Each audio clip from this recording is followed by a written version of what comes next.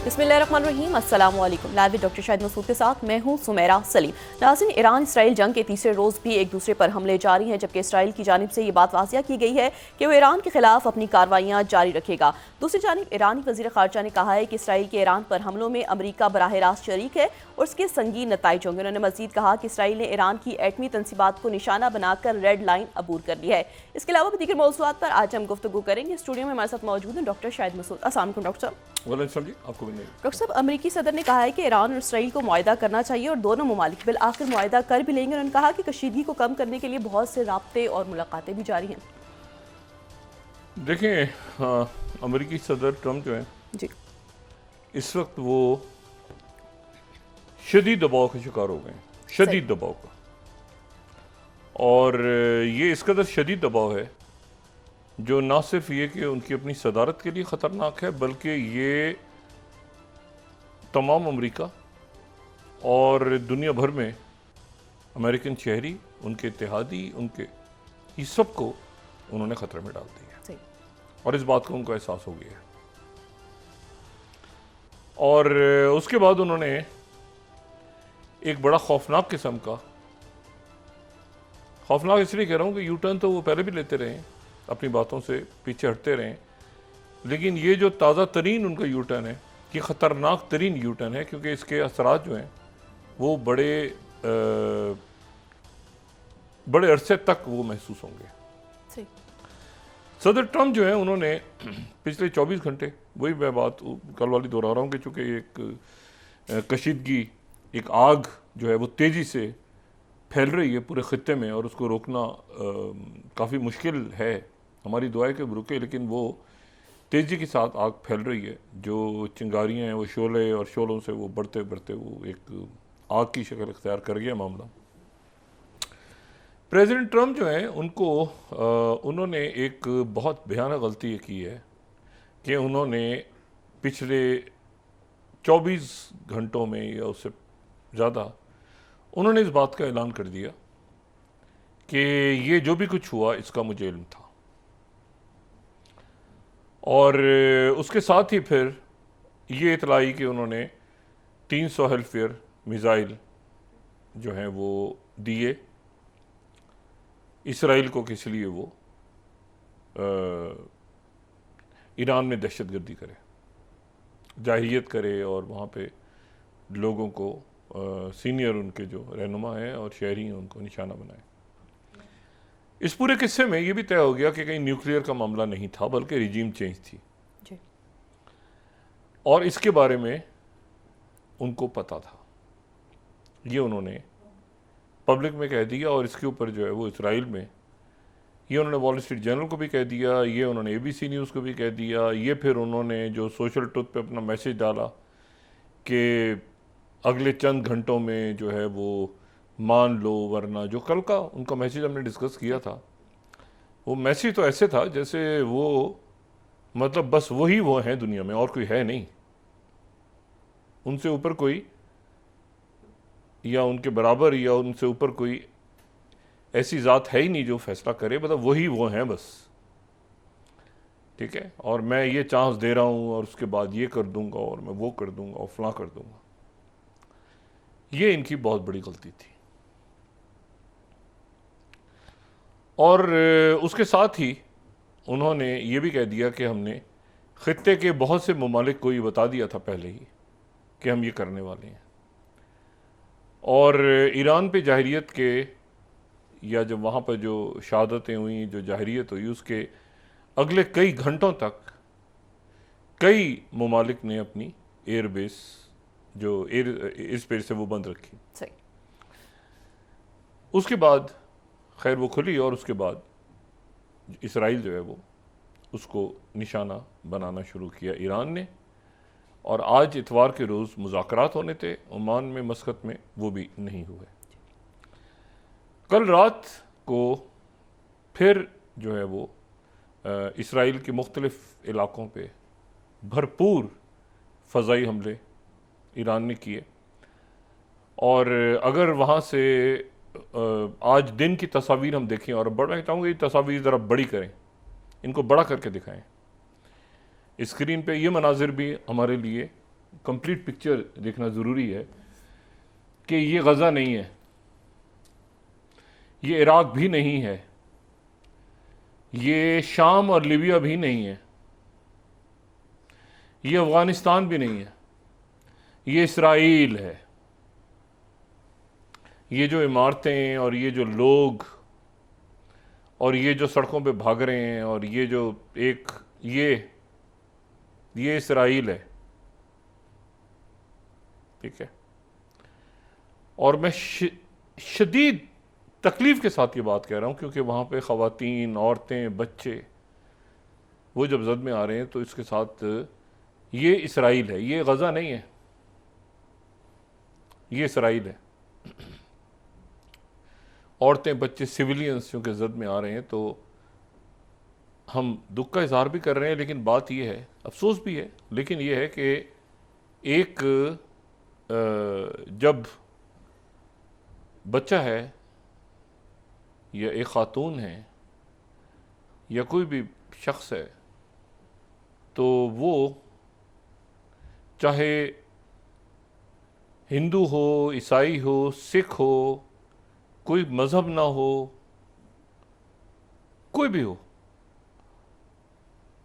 उसको दर्द, उसको तकलीफ़ उतनी ही होती है जितनी एक मुसलमान बच्चे को होती है या मुसलमान ख़ातून को होती है। उसको प्यास उतनी ही लगती है जितनी एक मुसलमान बच्चे को, एक मुसलमान ख़ातून को, एक मुसलमान नौजवान को होती है।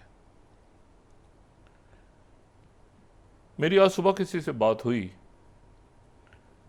मैं इस वक्त वो सारा एंड ऑफ टाइम्स और वो बात आज बहस में नहीं लाना चाह रहा कि एक वक्त ऐसा आएगा जब परिंदे जो हैं वो उड़ेंगे और वो जगह तलाश करेंगे कि इतनी लाशें होंगी ज़मीन पे कि वो परिंदों को उतरने की जगह नहीं मिलेगी। ये आखिरी ज़माने से पहले के वाक़यात हैं और मैं इसको फिर किसी वक्त मौजूदा हालात के साथ इसको जोड़ूंगा। और मुसलमानों की फ़ौजें 3 हिस्सों में तकसीम हो जाएंगी। एक वो हिस्सा होगा जो शहीद हो जाएगा, मुसलमान 3 हिस्सों में डिवाइड होंगे। एक हिस्सा वो होगा शहीद हो जाएगा, जो शहीद होगा वो अफज़ल शुहदा होंगे। एक वो होंगे जो दूसरे तरफ मिल जाएंगे, और ये वो होंगे जिनकी तौबा भी कबूल नहीं होगी। कहते हैं ना, तौबा करने कबूल हो, उनकी तौबा भी कबूल नहीं होगी।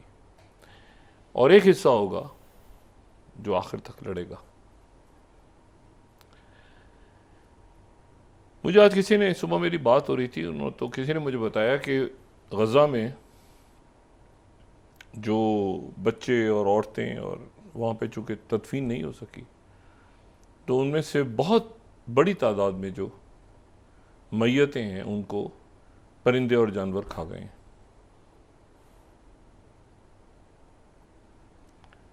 और वो, बल्कि मुझे उन्होंने ये कहा कि वो मुस्तकिल परिंदे, वो पहले तो उनके घर वाले या दोस्त अहबाब वो पत्थरों से गिद्ध जो थे उनको भगाते थे, लेकिन अब वो इतनी बड़ी तादाद में आ गए हैं क्योंकि समंदर साथ हैं, और इतना गोश्त और इतने ज़ख्मी, और कई ज़ख्मी भी लोग हैं उनको भी वो बचाते रहते हैं, लेकिन ये कि तस्वीर नहीं आती। वो कहते हैं बहुत बड़ी तादाद में परिंदे आ जाते हैं, और जानवर वो जो हैं वो बिल्लियाँ और कुत्ते और बाकी लोग के, वो बच्चों की और औरतों की, और जो ज़ख्मी हैं उनको वहाँ पे, और बहुत मक्खियाँ और बहुत जरासीम और बहुत डॉक्टर्स भी जो कि नहीं हैं, तो वहाँ पर कई एम्पुटेशंस भी लोग खुद कर रहे हैं एक दूसरे के बाद, होता है ना कि टांग काट दी, हाथ, ये बगैर एनेस्थीसिया के हो रहा है। अब जनाब, आज दोबारा ईरान की तरफ से अभी इस वक्त हमले शुरू हो गए, और आज वो गालिबन तमाम रात जारी रहेंगे। अब प्रेसिडेंट ट्रंप के साथ क्या हुआ जी? प्रेसिडेंट ट्रंप जो हैं उन्होंने एक मारा है खौफनाक किस्म का, जिसको मैं खौफनाक कह रहा हूँ ना जी, यू टर्न, खौफनाक तरीन उन्होंने यू टर्न मारा है कि मुझे तो पता ही नहीं था इसराइल ने ये करना है, ये मुझे पता ही नहीं था। यानी वो पिछले 4 दिनों से मुस्तकिल ये बात कह रहे हैं और इसराइल भी कह रहा है जी। और अगर हम उनका कल का पैगाम देखें और उसके बाद जो वॉल स्ट्रीट जर्नल को उन्होंने बात की है और ABC न्यूज़ को, जो हम कल सारा बता चुके, क्लिप्स दिखा चुके हैं कि रिजीम चेंज करनी है और ये करना है और वो करना है, वो सारा हर जगह डिस्कस हो चुका। आज वो कह रहे हैं कि मुझे तो इस बात का इल्म ही नहीं था कि इसराइल ये करेगा। और उन्होंने ये अपना जो मैसेज आज का है 6th, the US had nothing to do with attack on Iran, हमारा कोई ताल्लुक ही नहीं है ईरान पे अटैक से। Tonight if we are attacked in any way, अगर हम पर अगर हमला किया गया ईरान की तरफ से, तो फिर हमारी फोर्सेस जो हैं वो तमाम सतहों पे आके आपसे लड़ेंगी। लेकिन पहला जुमला सुने आप, the US had nothing to do with attack on Iran. ठीक है, और आखिरी उसकी क्लोजर कैसे कर रहे हैं, however we can easily get a deal done between Iran and Israel and and this bloody conflict, इसको खत्म करवाएं, हम दरमियान में डील करवाते हैं। लेकिन पहला जुमला देखें, हमारा कोई ताल्लुक ही नहीं है, हमें तो पता ही नहीं है, US has nothing to do. उसके बाद उनकी जनाब उनको टेलीफोन किया, ये मैंने कल भी बात की थी कि जो नेतन्याहू से बात हुई है प्यूटिन की, प्रेसिडेंट प्यूटिन की, वो बड़ी सख्त बात हुई है। और प्रेसिडेंट प्यूटिन तलाश कर रहे थे कोई मौका कि वो ज़रा मियाँ ट्रंप से भी बात कर लें कि मोहतरम आपकी तबीयत मिजाज ठीक है आपके, जो आप कर रहे हैं इस वक्त पूरी दुनिया में, आपके मिजाज ठीक हैं, या ये कि हम ठीक कर दें बाकी दुनिया ठीक कर दे? भाई अगर कोई बीमारी है तो इलाज तो है ना उसका, सबके पास हो सकता है। तो आपकी तरह तबीयत, आप खुद अपनी तबीयत ठीक कर लेंगे या हम तबीयत ठीक करें आपकी? आके भाई खैरियत अच्छी। तो उससे पहले उन्होंने, जब उनको पता चला कि प्यूटिन ने उनसे बात अच्छा प्यूटिन ने एक्चुअली बात उनसे कर ली, वो क्या की मैं बताऊं, ये मैसेज उसके बाद हुआ है। ये सोशल ट्रुथ पे मैसेज जो उनका है ये उसके बाद हुआ, उससे पहले प्रेसिडेंट प्यूटिन ने उनसे बात कर ली। और प्रेसिडेंट प्यूटिन की तरफ से ये भी कहा गया, ये मैं आपको बड़ी जिम्मेदारी के साथ बता रहा हूं कि मिस्टर प्रेसिडेंट, मैं ये चाह रहा हूं कि मेरी और आपकी जो बात हो रही है उसको आप जरा खुद पब्लिक के सामने बता दें कि मेरी और आपकी क्या बात हो रही है। Straight talk, Vladimir Putin to Donald J Trump, कि इसको, इस पूरी गुफ्तगू को आप खुद बता दें कि मेरी और आपकी क्या बात हुई है। ये नहीं कि हमने आलू प्याज के ऊपर डिस्कस की है। तो उसके बाद उस मैसेज से पहले बात जो मोहतरम ट्रंप के साथ जनाबे पुतिन की हुई है, उसका जरा पढ़े मैसेज। 8th, पुतिन साहब, ट्रंप साहब ने फरमाया 8th, president Putin called this morning to very nicely wish me a happy birthday, सालगिरह मुबारक, सालगिरह मुबारक जहां पना। लेकिन उससे ज्यादा इंपॉर्टेंट बात एक और थी, talk about Iran, a country he knows very well. We talked at length. Much less time was spent talking about Russia and Ukraine, but that will be for next week. Oh, Ukraine वगैरह की बात थोड़ी देर, Iran पे बात हुई। He is doing the planned prisoner swap, वो कर रहे हैं वहां पे प्रिजनर वगैरह की बात। The call lasted approximately 1 hour, 1 घंटा बात हुई। लेकिन ऊपर सुने, दूसरी लाइन देखें, लेकिन more importantly talk about Iran, a country he knows very well. We talked at length, कितनी देर? 1 घंटा, टाइम भी है। द कॉल लास्टेड 1 घंटा। He feels as I do, as do I, this war in Israel and Iran should end, to which I explained this war should also end. अच्छा, यानी इसको जल्दी खत्म हो जाना चाहिए। 1 घंटा प्रेसिडेंट पुतिन ने बात की, तो 1 घंटे में उन्होंने सारी की सारी बात ये की कि भाई मैं तो चाहता हूँ ये जंग खत्म हो जाए और जल्दी खत्म हो। ईरान के बारे में बात की जिसको पुतिन बहुत अच्छी तरह जानते हैं, मैं नहीं, मुझे तो पता ही नहीं ईरान का, ईरान की तरह मुझे क्या पता, पुतिन को पता है। तो पुतिन ने फिर मुझे बताया ईरान के बारे में। मैंने कहा अच्छा, पुतिन को पता था। तो मैंने कहा ये तो बड़ा मसला है, ये तो जंग फिर जल्दी खत्म हो जानी चाहिए। तो मुझे पता ही नहीं था ईरान का, पुतिन नोज वेरी वेल।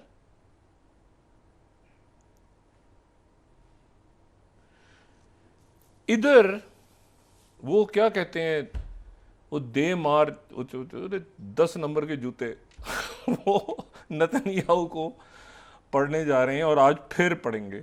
आज तमाम रात दोबारा एक अगली वेव होगी, उधर से भी आ रही हैं खबरें, ये वो हम भी कुछ कर रहे हैं, फिर जूते पड़ेंगे आज रात को।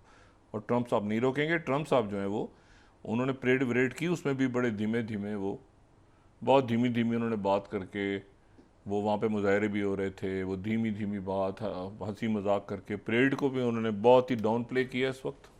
वो जो परेड बहुत दुनिया भर में जिसका जश्न मनाना था, हो गई। और उसके बाद वो G7 के इजलास में कनाडा जा रहे हैं, ये पहुंच गए। और इस दौरान जो है वो उन्होंने जिन जिन मुल्कों के नाम लिए थे, इसराइल ने और प्रेसिडेंट ट्रंप ने, कि इनको पता था और ये था, और हंसी मजाक। ये जो लोग हैं ना, ये इंसानी जानों का ज़िया, मुल्कों में दहशतगर्दी, तबाही, बम धमाके, कत्ल व गारत, इसको ये मजाक समझते हैं, ये खेल समझते हैं, इसको वीडियो गेम्स हैं जैसे। ठीक है। और ये मैसेज जो है ये मोदी जी के लिए भी है कि उनको भी अगर किसी ने नेतन्याहू की तरह ये बताया हुआ था कि ये जो ईरान में होने जा रहा है ये तुमने पाकिस्तान में करके और पहले ऐलान कर देना फतह का, ये कुछ मिलते जुलता स्क्रिप्ट नहीं लग रहा आपको? तो मोदी जी को भी जरा एहतियात करनी चाहिए। ये जो बड़े मुल्क अपने आप को समझते हैं ना बड़े बड़े ताकतवर, इनको ये इल्म होना चाहिए कि ताकतवर ज़ात सिर्फ अल्लाह ताला की है। और ये घटिया और छिचोरे खेल जो दहशतगर्दी के नाम पे आप करते हैं, दूसरे भी कर सकते हैं और आपसे अच्छा कर सकते हैं, लेकिन वो नहीं करते। लेकिन अगर आप एक दफ़ा शुरू करेंगे तो फिर इसकी कोई एंडिंग नहीं होगी। ठीक है। चाहे वो ईरान हो, चाहे वो लीबिया, और वो तो खैर दुनिया दूसरी थी ना उस वक्त, अब ये अलग दुनिया है। 2025 में और 2001 में बड़ा फ़र्क है। ये यूनिपोलर वर्ल्ड नहीं है। ये आप यहाँ पे जाफर एक्सप्रेस को उड़ा दें और उसके बाद जश्न मनाएं, घुस के मारेंगे। घुसना सबको आता है दुनिया में, लेकिन घुसते नहीं है, लिहाज करते हैं बच्चों का, औरतों का, जनीवा कन्वेंशन का, सबका। एक दुनिया एक तरीके से चलती है और चलना भी ऐसे ही चाहिए। ये भी एक सवाल यहाँ पे खड़ा हो रहा है कि क्या ये इनको ट्रैप किया किसी ने?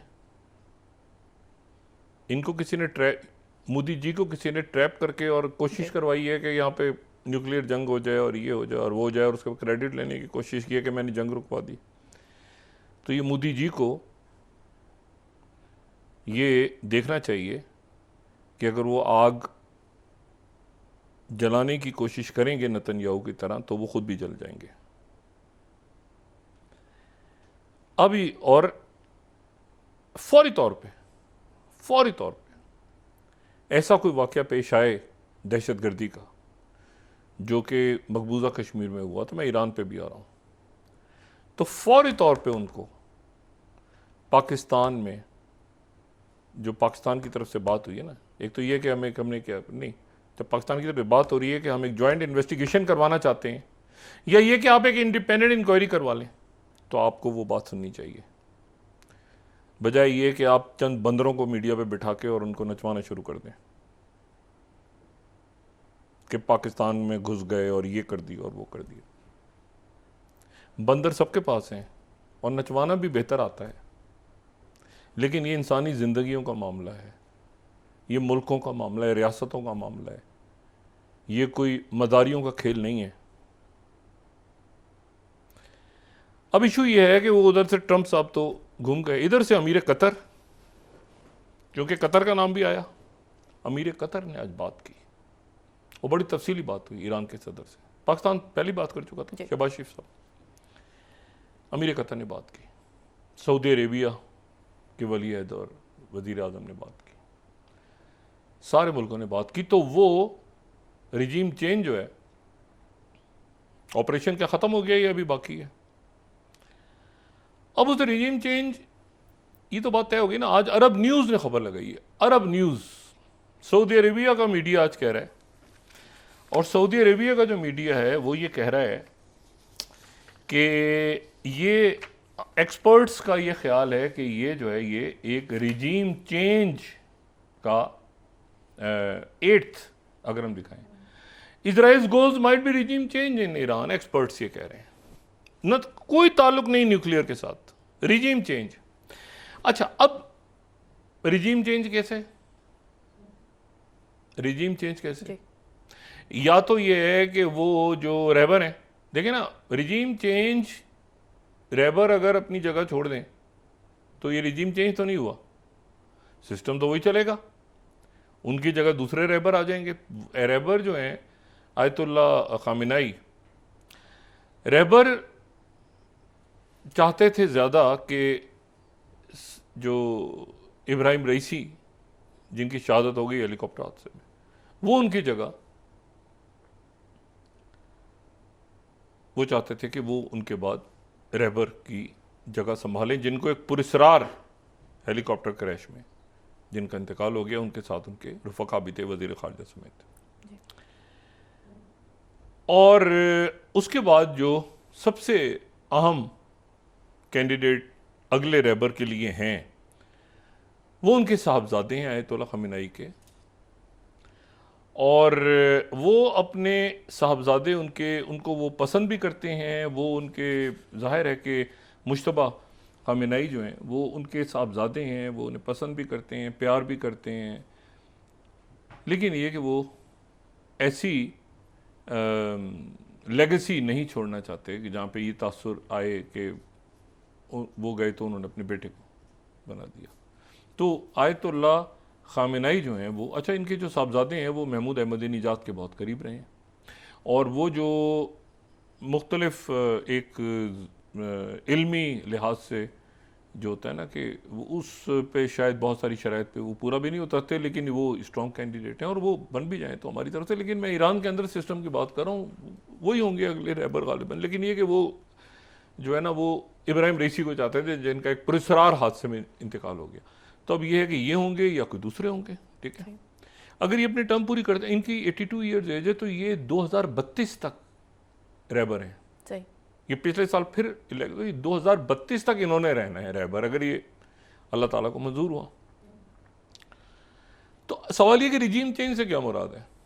एक तो रिजीम चेंज ये है कि वो ये इस्तीफा दे दें या अभी मुजाहरे शुरू हो जाएं, अभी पूरे ईरान में मुजाहरे शुरू हो जाएं, और मुजाहरे शुरू हो जाएं कि जी देखिए ना, वो अब इसराइल का इंफ्रास्ट्रक्चर तबाह कर रहा है ईरान।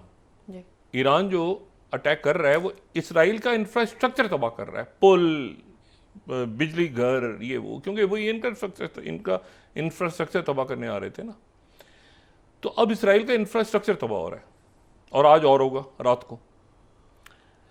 अच्छा, और अमेरिका पीछे हट गया। एक बरतानिया ने कहा कि हम जहाज़ भेज रहे हैं, वो एक जहाज़ उन्होंने रोक लिया, ईरान की बहरिया ने एक जहाज़ रोक लिया उनका, और मेरा नहीं ख्याल कि बरतानिया से कूदेगा। ये ट्रम्प जी इधर घूमे तो वो स्टैमर जो है वो क्यों कूदेंगे बीच में?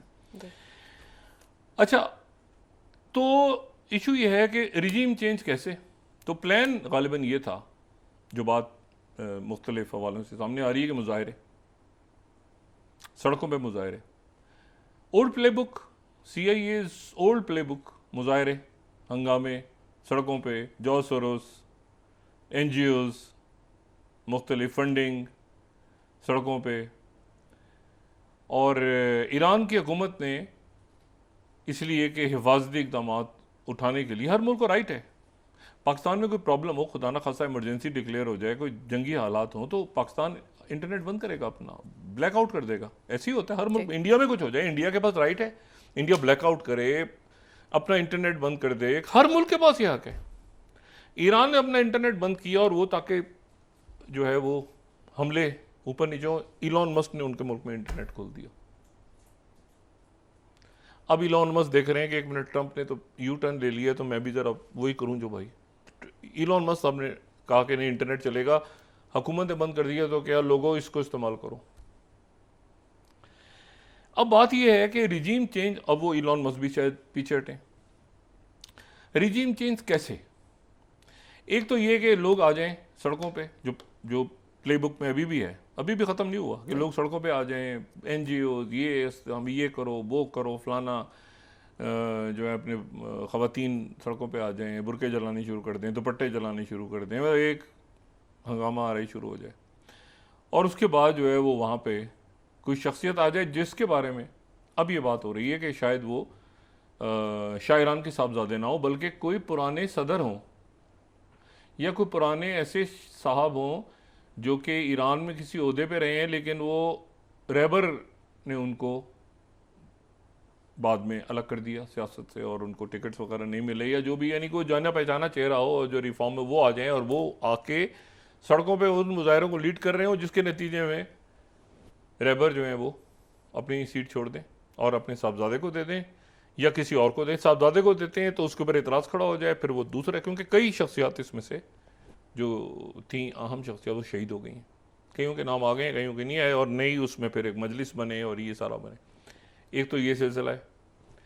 दूसरा रिजीम चेंज का ये तरीका है, तो ये तो रिजीम चेंज यानी तरीके से हो, यानी उसी सिस्टम में रहते हुए वो कहें कि अच्छा जी फिर अब कुछ दूसरा हम सिस्टम लाते हैं, फिर पार्लियामेंट अच्छा आज़ादी दे दी तो चलो ऐसे ही चलने दो, तो ये मतलब जैसे।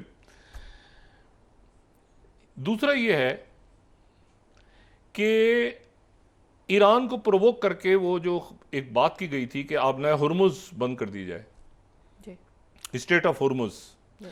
आबनाए हुर्मुज़ ये है कि दो लैंड्स के दरमियान एक पानी की जो जगह गुजरती है तो उसको स्ट्रेट या उसको आबना कहते हैं, और दरमियान यानी एक तरफ अरब ममालिक, तरफ ईरान है, दरमियान में जहाज़ गुजर रहे हैं, लेकिन सारे जो अरब ममालिक का तेल है वो वहीं से जा रहा है, चाइना भी जा रहा है, इंडिया भी जा रहा है, बाकी भी आगे उसको ब्लॉक कर दिया जाए। उसके बाद जो है वो अमेरिका को वो ऑप्शन मिल जाएगा जो कि उसने 80s में किया था, कि उसने ईरान के टैंकर्स पे अटैक किया, जो टैंकर वॉर जो मैंने कल डिस्कस की थी।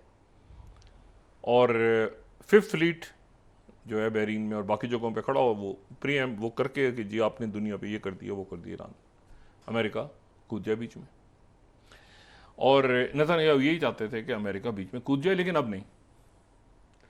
अब प्यूटिन से बात हो गई है ना। प्यूटिन, मैं आपसे कह रहा हूँ कि प्यूटिन के इस टेलीफोन कॉल को आप वो थोड़े को बहुत समझें, और जो नेतन्याहू से बात हुई है उसको भी आप थोड़े को बहुत समझें। लेकिन इसमें एक और मसला बीच में आया कि बूट्स ऑन ग्राउंड अमेरिकन ऐसी सूरत हाल क्रिएट करना चाह रहे थे। अमेरिकन सारे नहीं है, एक तो अमेरिकन कह के वो सबको बीच में ले आते हैं, ये एक कुछ न्यूकॉन जो हॉक्स बैठे हैं वहाँ के, या जो भी प्लैनेट्स बैठे हैं, और वो ये चाह रहे थे कि ईरान के अंदर वो यहाँ पर आ जाएं, या कोई ऐसा सेटअप आ जाए जो कि जो चाबहार या बंदर अब्बास स्पेस जो इनकी वो है बंदरगाहें हैं, उन बंदरगाहों पे वो बैठ जाए, और जो सीपैक है गवादर का उसके साथ जाके बैठ जाए, कुछ फासले पे अमेरिकन को जगह मिल जाए। कहाँ पे? ईरान में। और उसमें फिर आगे क्या किस्सा है, आप जरा वक्फा लें, फिर मैं आपको बता दूं कि कैसे वो कैसे होने जा रहा था। ब्रेक के बाद डिस्कस करते हैं जी। नाज़रीन वापस आते हैं छोटे से ब्रेक के बाद।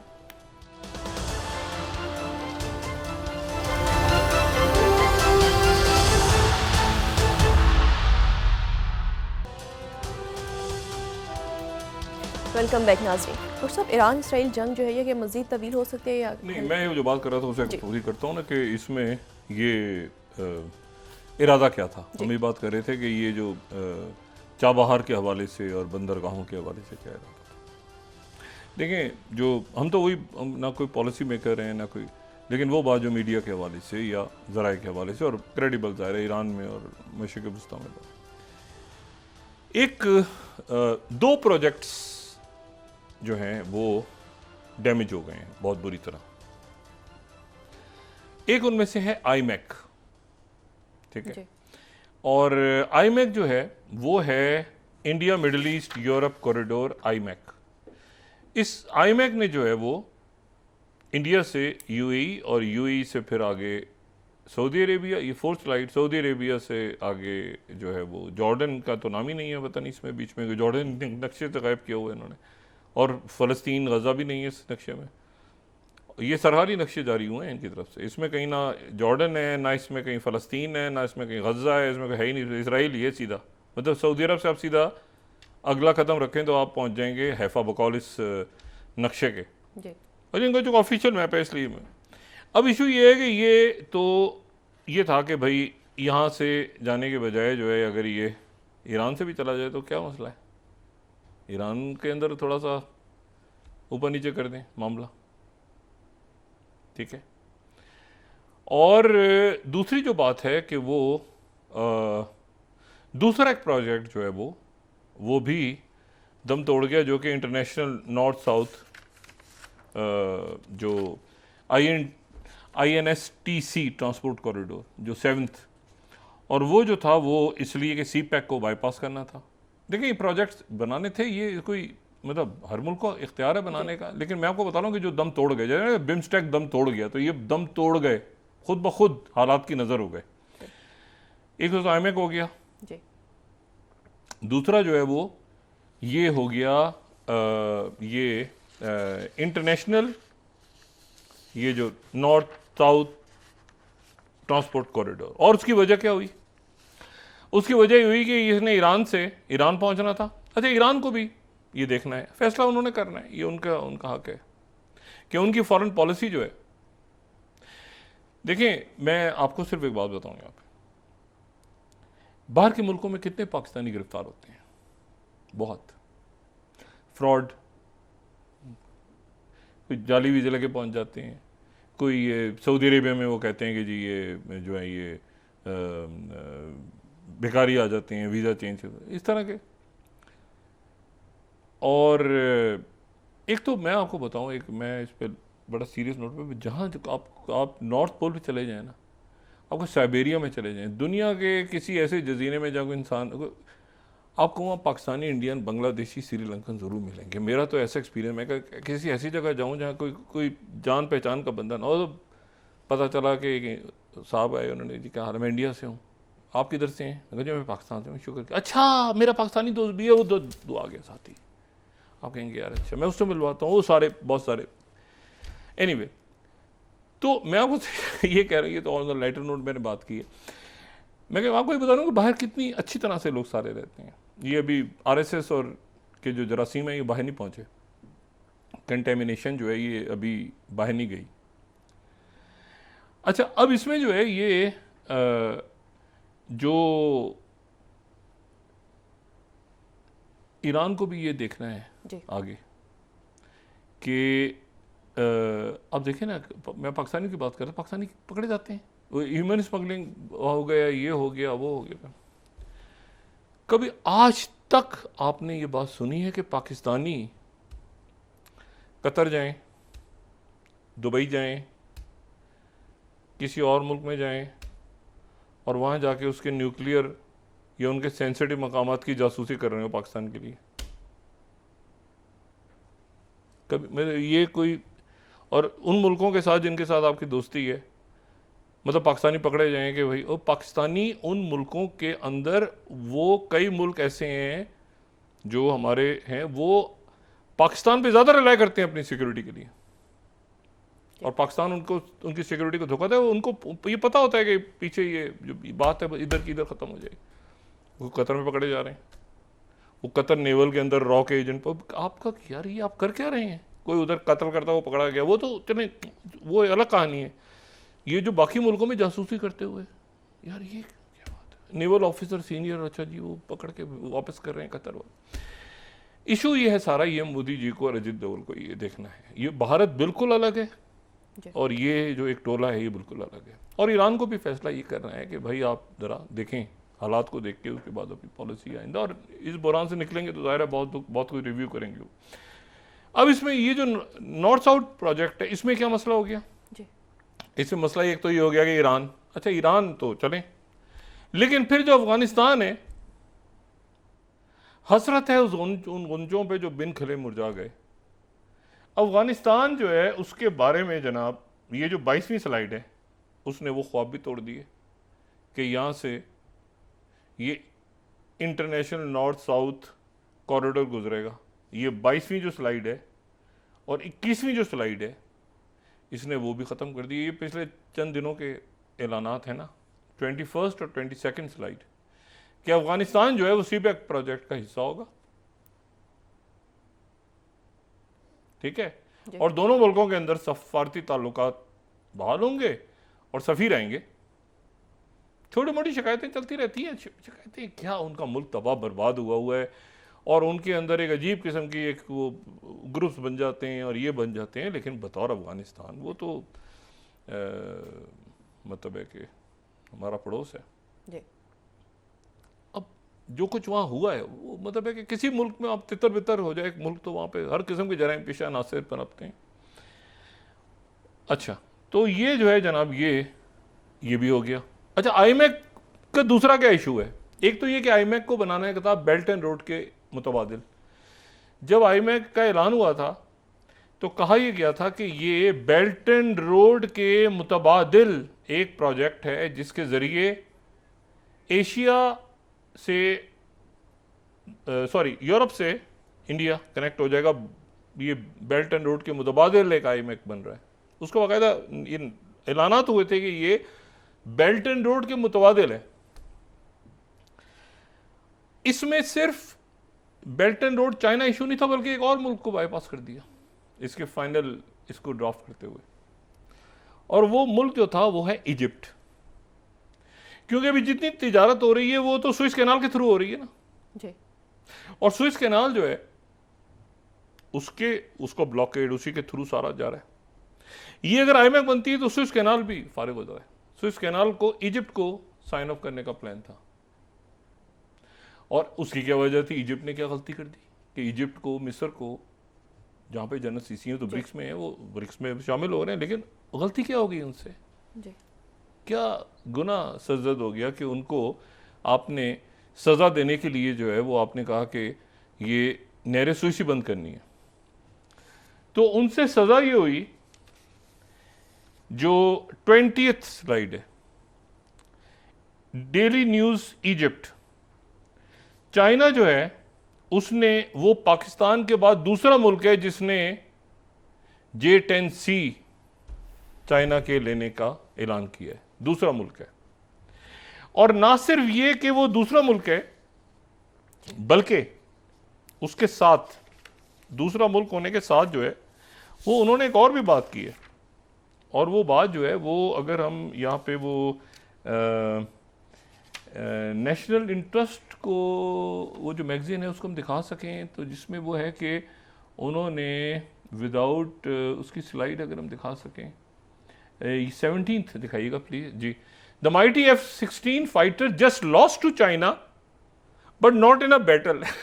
वो जंग के बगैर हमारे F-16 उन्होंने फेंके उठा के 2024 में उन्होंने कहा हम तो J10 लेंगे, तो इन्होंने में अच्छा सज़ा देते हैं उनको इजिप्ट को। इन्होंने F-16 छोड़ के J10 उठा लिया, हालांकि वो तो इतना पुराना हमारे इत्तेहादी रहा है इजिप्ट। और आपको पता है ना इजिप्ट इत्तेहादी कब बना था? इजिप्ट इत्तेहादी बना था जमाल अब्दुल नासिर की इंतकाल के बाद। मैं 2 मिनट उस पर बात इसलिए करूं कि ईरान के इसराइल के ऊपर जो अटैक है, इससे पहले अगर कोई अटैक हुआ है, एक तो ये ना हम हिजबुल्लाह के साथ लड़ाई हुई और ये सारा, लेकिन जो सरप्राइज अटैक हुआ है ना वो हुआ था जिसको योम किपुर वॉर कहते हैं 73 की। और उस वक्त जो है वो इजिप्ट ने और सीरिया ने और जॉर्डन ने अटैक किया था, और वो लेकिन उसमें उनको फतह हासिल नहीं हुई थी, और वो जो जंग है वो जंग बस ऐसे ही वो ख़त्म हो गई थी। लेकिन वो जंग हुई इसलिए थी, 73 की वॉर इसलिए हुई थी कि 67 में जो वॉर हुई थी, 67 की वॉर में 3 मुल्कों ने फ्रंट खोला था इसराइल के साथ। सीरिया, इजिप्ट और जॉर्डन। सीरिया, इजिप्ट और जॉर्डन, इन 3 मुल्कों ने इसराइल के साथ फ्रंट खोला था और ये बदतरीन शिकस्त हुई थी इन तीनों मुल्कों को। अमेरिकन आ गए थे मदद के लिए और ये पहला मौका था जब नेवल पावर्स एक दूसरे के सामने खड़ी हो गई थी आके। कौन? सोवियत यूनियन और अमेरिका। नेवल पावर्स खड़ी हो गई थी। एक जहाज भी शायद इन्होंने डबो दिए थे अमेरिका के। अमेरिका, ये बड़ी, इस पर बाद में बात करेंगे। जो 67 वॉर है उसमें प्रॉपर जंग हुई थी और अमेरिका ने वेपन्स भेज दिए थे, प्रीसीज फायर हुई। लेकिन उसके नतीजे में ये हुआ, ईरान ये चला गया था, इसराइल फारिग हो गया था 67 में अगर अमेरिका ना आता। लेकिन हुआ ये कि गोलान की पहाड़ियाँ निकल गई, गज़ा निकल गया। गज़ा इजिप्ट के पास था ना, गज़ा भी 67 में निकला है ना। गज़ा और सिनाई के अंदर आ गए थे। जो इसराइल की फ़ौज थी वो सिनाई में आ गई थी। फिर 79 में जब एकॉर्ड हुआ है कैंप डेविड, तो वो निकले हैं उसके नतीजे में, वो सिनाई में भी आ गए थे। लेकिन गज़ा उन्होंने काम नहीं देंगे। तो वेस्ट बैंक चला गया, वो जॉर्डन के हाथ से निकल गया, गोलान की पहाड़ियाँ निकल गई और गज़ा निकल गया इजिप्ट के हाथ से। और इतनी बड़ी डिफीट हुई कि उसके नतीजे में जमाल अब्दुल नासिर रिज़ाइन कर गए। जमाल अब्दुल नासिर जो कि पैन अरबिज़म के और वैसे बहुत बड़े लीडर थे, वो रिज़ाइन कर गए बतौर सदर। फिर उनके हक में मुजाहरे हुए, फिर वो वापस आए, लेकिन वो फिर संभाल नहीं सके और कुछ अर्से के बाद, 1-2 साल बाद, उनका वो अरब लीग की कॉन्फ्रेंस हो रही थी, उसके अख्ताम पर उनको हार्ट अटैक हुआ, उनकी डेथ हो गई, जमाल अब्दुल नासिर। अब वो जगह वापस छीनने के लिए इन मुल्कों ने कहा कि हम सरप्राइज अटैक करते हैं। वो फिर अटैक किया, अमेरिकन आ गए, वो फिर इनको बचाया। लेकिन 67 के बाद ये हुआ कि वो अमेरिका का इनके साथ एक इत्तेहाद हो गया कि अब यहाँ पे हमने बचाना है, किसी भी वक्त सरप्राइज हो सकता है और ये अरब मुल्क आ सकते हैं। तो ये हमें पहले ही अपना एक एसेट बना के, प्रीएम्प्टिव स्ट्राइक का जो लफ्ज़ है ना, प्रीएम्प्टिव स्ट्राइक, और ये टर्म सारी ये वहाँ से शुरू होती हैं। उसके बाद से लेके इसराइल पे आज तक ऐसे हमले नहीं हुए जो इस वक्त हो रहे हैं। एक हिस्से पे ज़रूर होते रहे हैं, हिजबुल्लाह के साथ लड़ाई हुई, कभी जो है वो हमास ने मारे। ये जो इस वक्त हो रहा है ना पिछले 3 दिनों से, जहाँ भुरकस निकाल दिया उनका, ये इसराइल के साथ पूरी तारीख में 48 के बाद पहली दफ़ा हुआ है। ये ना 67 में ऐसा हुआ है, ना ये यौम कपूर वॉर में हुआ है, ना ये हिजबुल्लाह वॉर में हुआ है 2006 की, ये कभी नहीं हुआ। ना ये हमास वॉर में, लिमिटेड होता था ना। ये जो भुरकस निकाला है ना उनका, और जो आज अभी फिर ये पहली दफ़ा हो रहा है। और अमेरिका पीछे हट गया कि जी प्यूटिन से बात करके, और हमें तो पता ही नहीं था। अच्छा, प्यूटिन को पता है ईरान का, हमें ईरान कौन था ईरान, और G7 में चले गए। अच्छा, अब ये आईमेक और ये दोनों फारिग करके, तो इजिप्ट को सजा देनी थी कि नहर सुइस, और यहाँ पर गवादर के साथ जो है वो ईरान में रिजीम चेंज करके आपने बैठने आके, क्योंकि गवादर पे चाइना आ रहा है। अब करें अब देखें ना, जब चीज़ें फेल हो जाती हैं ना, एक चीज़ जब नाकाम हो जाती है, तो उसके नाकाम होने के बाद फिर जो कुछ होता है, ये अली शमखानी जिनको शहीद किया है, जिनके बारे में परसों मैं जब सुबह अपने चैनल पे बात कर रहा था, अभी पर दे रहा था, तो मैंने कहा था ये बड़े करीब, ये जो हैं ये बड़े करीब रहबर के बड़े करीब समझे जाते हैं। अली शमखानी जिनको शहीद किया है, ये वो अली शमखानी हैं जो इसमें आपको मोहम्मद बिन जैद के साथ नज़र आ रहे हैं, यूएई के सदर के साथ नज़र आ रहे हैं। लेकिन इनका असल जुर्म कुछ और था, ये आपको नज़र आ रहे हैं बहुत जगह। असल जुर्म उनका ये था कि ये वो शख्सियत थे जिनकी वजह से 2023 में सऊदी अरेबिया के साथ दोस्ती हुई थी। ये इनको रहबर ने भेजा था। ये इधर तस्वीर इनकी दिखाएं, इनको शहीद किया। ये आपको वांग यी के साथ नज़र आएंगे, अगर वो तस्वीरों पर हम दिखा सकें तो ये वांग यी के साथ आपको ये हैं अली शमखानी, ये इस तरफ खड़े हैं, इस तरफ ये इधर खड़े हैं, ये सऊदी अरेबिया की तरफ से जो है उनके वज़ीर मुमलिकत आए हुए। और ये एक लेवल पे सबसे पहले ये जो इख्तलाफात थे वो ख़त्म हुए, जिसके नतीजे में कभी शिया सुन्नी झगड़ा नहीं दोबारा करवाया जा सका, जिसके नतीजे में बरादर मुल्क करीब आए, जिनमें टर्की सऊदी अरेबिया की दोस्ती हुई, टर्की इजिप्ट की दोस्ती हुई, कतर की वापसी हुई, सऊदी अरेबिया ने बशारुल असद को वापस लेकर आए, वो तो खैर बाद में फारिग हुए। लेकिन ये सारा जो आपस का था ना सिलसिला, और फिर अरब लीग फाल हो गई, OIC फाल हो गई। तो जनाब ये चूँकि ये कोई मिलिटेंट, ये कोई वो पासदारान के नहीं थे, ये चूँकि ये सुलह सफाई करवाते थे ना आपस में, इनको भी निशाना बना दिया। अच्छा, अब ये है कि अब ये चीज़ हो गई है ठुस, और अब जो पुतिन से बात हुई है ना, देखें प्रेसिडेंट शी जिनपिंग जो बात करेंगे तो वो तो फिर बात नहीं करेंगे ना। पुतिन ने तो कर दी बात कि इसको आप, और मैं आपको ये बहुत जिम्मेदारी से बता रहा हूँ कि उन्होंने कहा प्रेसिडेंट पुतिन ने कि इसको आप अपने सोशल ट्रूथ पे डालें कि आपने ईरान के बारे में क्या बात की। ये जो आप कहते हैं ना मेरी बात हुई, मेरी सालगिरह हुई, हमने गपशप लगाने का फैसला, ये इसी तरह स्ट्रेट बात हुई है, उन्होंने खुद की है, ये उनके बाद जो मैसेज गया दूसरा व्हाइट हाउस, प्रेसिडेंट पुतिन ने खुद बात की हो, उनके बाद में सेक्रेटरी ने किसी ने कि वो अभी प्रेसिडेंट पुतिन जो बात करने जा रहे हैं इंश्योर करें कि ऐसे ही हो, वरना हम यहाँ से इशू करेंगे। तो इसको खुद आप लिखें इस बात को कि ईरान के ऊपर ही बात हुई है, 1 घंटा बात हुई है, और प्रेसिडेंट पुतिन को ये जो अल्फाज हैं ना, ये वो अल्फाज हैं। अच्छा मुझे अब ये बताएं कि आपने यहाँ पे कभी हुकूमतें गिराई, कभी आपने झगड़े करवाए, कभी आपने दहशतगर्दी को सपोर्ट किया, कभी उन लोगों को सपोर्ट किया जो कत्ल करते हैं दुनिया में और दहशतगर्दी फैलाते हैं, कभी आपने जो है वो यहाँ पे हंगामे करवाए, कभी दहशतगर्दी, कभी आप जो है वो, और नेतन्याहू जैसा आदमी जो कह रहे हैं कि जो पाकिस्तान के न्यूक्लियर के बारे में भी उसने बकवास की। अब मसला ये है कि ये अपने लोगों को लगाम डालें, जितने इनके लोग हैं जो 2 4 5 रह गए थे, उनमें से भी कई दौड़ गए हैं ये हालात देख के, उनको लगाम डालें। वो लोग खुद भी समझें, उन मुल्कों के अवाम इतने बाशऊर हैं वैसे कि वो खुद ही लगाम डाल देंगे। लेकिन ये है कि ये ज़रा उनको, इसराइल को ख़ास तौर पे नेतन्याहू को, उसको ये आज फिर दोबारा रात को होगा वहाँ पे सारा, ट्रम्प साहब चले गए हैं G7 के इजलास में कनाडा, वहाँ पर अब वो मोदी जी से क्या बात करते हैं और स्ट्रैमर से क्या बात करते हैं और बाकी लोगों से क्या बात करते हैं, और वो ईरान के ऊपर कोई बात नहीं होगा। हाँ हम चाहते हैं दोस्ती हो जाए, हम चाहते हैं मुज़ाकरात करें, हम चाहते हैं बातचीत करें, सारे लोग उनके शहीद करके, उनका इंफ्रास्ट्रक्चर तबाह करके, और उसके बाद जो रिजीम चेंज और ये, और हमें कई दिनों से पता था और ये था और वो था, और गजा सीज फायर, स्टीव विटकॉफ के बारे में मुझे पता था, उनको भी नहीं पता था, स्टीव विटकॉफ को भी नहीं पता, रूबियो को भी नहीं पता था। तो आपके एक दुनिया का मुल्क इस वक्त ऐसा नहीं है, दुनिया का एक मुल्क तारीख में जो अमेरिकन प्रेसिडेंट की किसी बात पे इतबार करता कि यार इस बंदे का पता ही नहीं है, पता नहीं अगले 24 घंटों में क्या करेगा। तो मेरा ख्याल है कि ये अमेरिकन के लिए बहुत ज़रूरी है और ट्रम्प साहब के लिए बहुत ज़रूरी है। वो बाकी तो अपने छोड़ दें, 4 साल 4.5 साल, शुरू में तो पूरी दुनिया से आइसोलेशन में चले गए ना। देखें आइसोलेशन ये होती है कि आपकी पॉलिसीज ऐसी हो, एक आप झूठ बोल रहे हैं लोगों से और आप कह रहे हैं कि मैं तो चाहता हूँ ना ऐसे हो जाए, सीज फायर हो जाए, और मैं तो पूरी कोशिश कर रहा हूँ, नहीं मैं रिबेरिया बनाऊंगा। ये दिन गए, देखें ये सारा गया किस्सा। और अब जो है वो एक संजीदा मुदब्बिर सियासतदान के तौर पे, बड़ा मुल्क है, आपके ताल्लुकात हैं पूरी दुनिया के साथ, आप ट्रेड के ऊपर कभी खेल कूद शुरू कर देते हैं, कभी आप जो है वो ये इत्तेहादी नहीं है, वो इसको लड़वा दो, उससे करवा दो, ये करो। ओ भाई आप ठहराव अपने अंदर लेकर आएँ और ये रिजीम चेंज वेंज के चक्कर छोड़ें, ठीक है ना।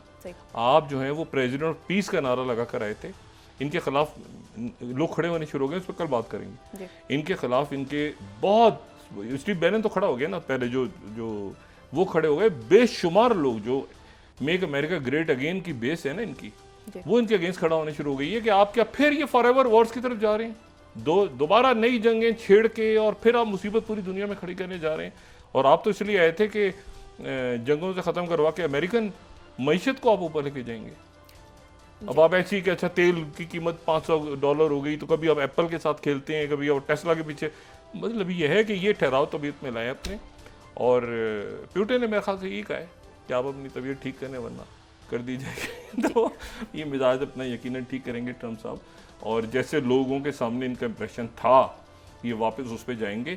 सबसे पहले तो ये कत्लेआम बंद करवाएंगे, कत्लेआम बंद नहीं होगा तो दूसरी तरफ फिर वो गजा सीज़फायर पीछे चला गया ना। अभी तो ईरान तबीयत साफ करेगा ना उनका, अभी तो ईरान करेगा तबीयत साफ, ठीक है ना जी। बहुत शुक्रिया। और नेतन्याहू को जहाँ भगाना आपने भगा दें, जहाँ छुपाना छुपा दें जी, ठीक है।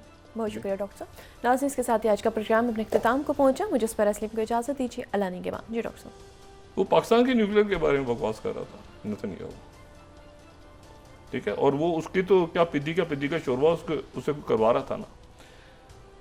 तो अपना दोस्तों रिश्तेदारों, अल्लाह ताला खैरियत के साथ बस ये जो खून खराबा हो रहा है इसको बंद करवाए। लेकिन ये कि जो पीछे शैतानी दिमाग है उनको भी हदायत दे अल्लाह ताला। अपना दोस्तों रिश्तेदारों, गिरदोनवाह के लोगों का सब ख्याल रखिएगा। अल्लाह हाफ़िज़।